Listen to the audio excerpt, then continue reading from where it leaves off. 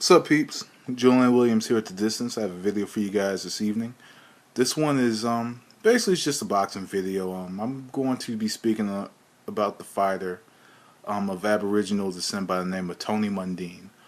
Tony Mundine is the father of current active boxer Anthony Mundine, based out in Australia.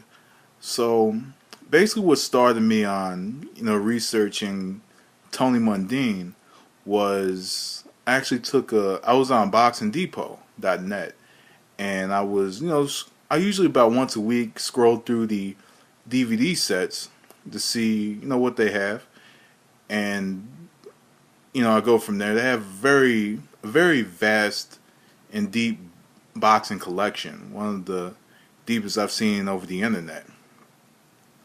I didn't get this DVD set off of Boxing Scene. I mean, it's Boxing Depot.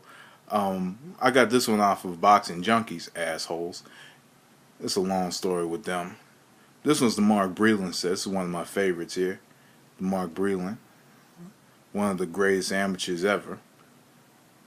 But I was speaking to a few people this week about Aboriginal fighters.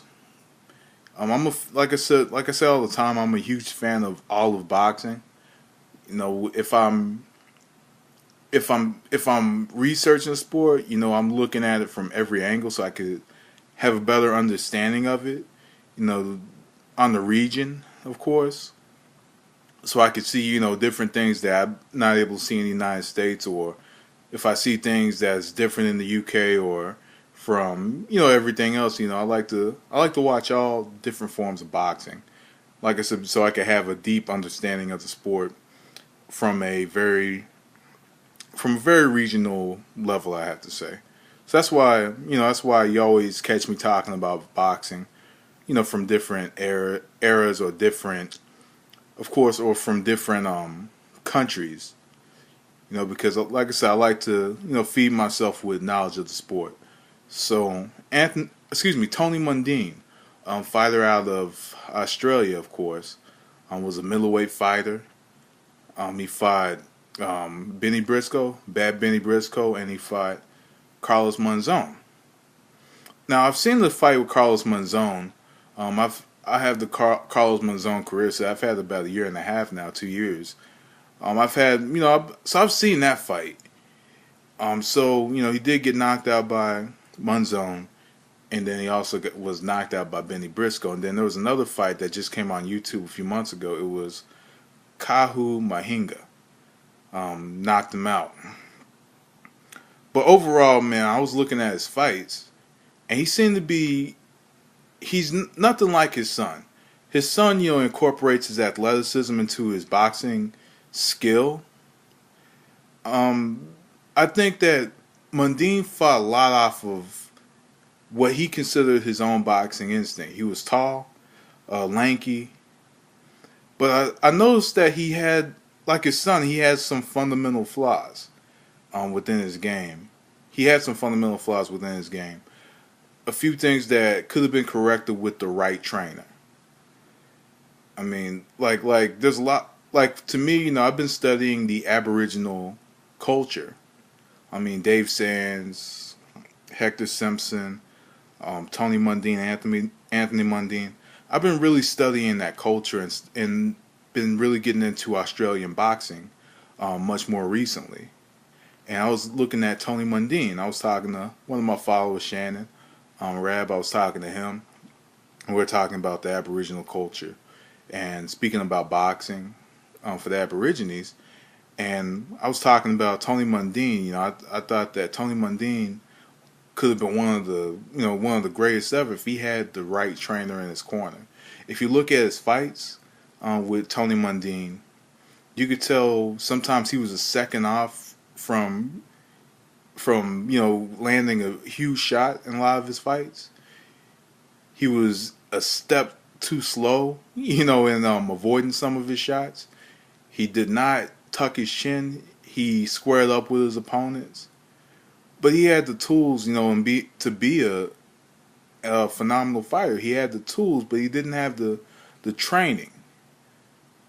Because if you look at the body language, he has that tendency to throw back, after he gets hit, or he'll step straight back and then possibly get hit, or he wouldn't tuck his chin, or he wouldn't get his hand back in time to defend himself.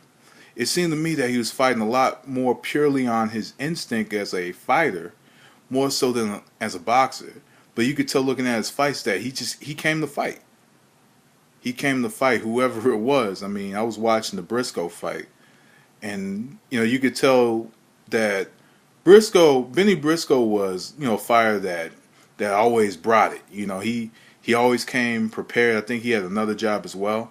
He was always in fight shape, and Benny Briscoe was able to go in, and after a few rounds, kind of felt him out a little bit, and then eventually later on, he was able to make a few adjustments and win the fight. And I think Mundine did not have that ability to make adjustments like some of the guys who were at the top of the boxing world. I mean, the middleweight division in the 70s was a division dominated, of course, by Carlos Monzon. It was still a good division. There was still a decent amount of talent. You had Emil Griffith. You had Benny Briscoe. You had a young Marvin Hagler. You had, of course, Carlos Monzon and Rodrigo Valdez. You had these men, but of course what we remember about the division in the 70s, of course, was the reign of Carlos Monzon after, I believe, defeating Nino Benvenuti. That was another fight. That fight was amazing as well, man. That's a fight. If you ever have time, just check out that fight, because the Monzon Benvenuti fight, that fight was awesome. But I don't want to spoil it for you. But like I said, just check it out. But I thought that Tony Mundine, I just thought he had the gifts and the tools in becoming. I think, like I said, he had the tools. Tall, lanky fighter, came to fight. He was just a few fundamentals away from possibly being a champion. I think that in the era where there were multiple belts, he could have been a titleist. He could have been, but he never became a world champion.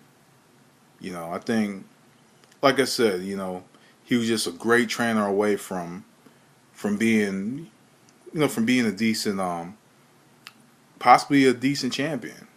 Like I said, I'm playing Mark Breland for a reason, because if you look at Mark Breland, you see how he uses his size and uses his jab, he uses his legs to get out of the way and position himself.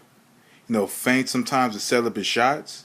That's kind of the vein of how they could have done with Tony Mundine. They could have made him kind of in that vein, But Mundine was, like I said, he was totally opposite from Mark Breland. Flat-footed, would jab, but he wouldn't jab to set up his shots. He just came to fight.